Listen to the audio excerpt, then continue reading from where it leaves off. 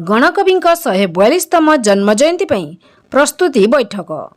ओडिया गीतिनाट्य जगतर मुकुटविहीन सम्राट प्रख्यात गीतिनाट्य स्रष्टा गणकवि वैष्णव पणिक 142तम जयंती समारोह पालन पई एक प्रस्तुति बैठक अनुष्ठित हो जाइछि।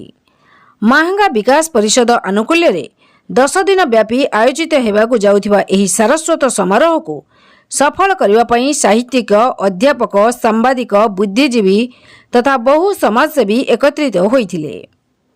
विधायक शारदा प्रसाद प्रधान सभापतित्व रे अनुष्ठित प्रस्तुति बैठक रे अध्यापक अशोक कुमार राउत, अध्यापक दाशरथी स्वाई, डॉक्टर युधिष्ठिर खटुआ, शिक्षाविद भावग्राही राउत, शिक्षाविद अक्षय कुमार षडंगी, देवेंद्र कुमार साहू, रमेश चंद्र स्वाई, कवि भक्तचरण साहू, सांबादिक अखिलेश महांती, पूर्णचंद्र महापात्र, किशोर कुमार राउत, भक्तचरण स्वाई, शरद कुमार सामल, पनंग भूषण दास, ताराकांत महापात्र, रमाकांत दास, अशोक कुमार विश्वाल, मनोरंजन नायक, जितेंद्र शतपथी, निर्मल चंद्र राउत, मनोरंजन बेहुरा प्रमुख जोग देइथिले।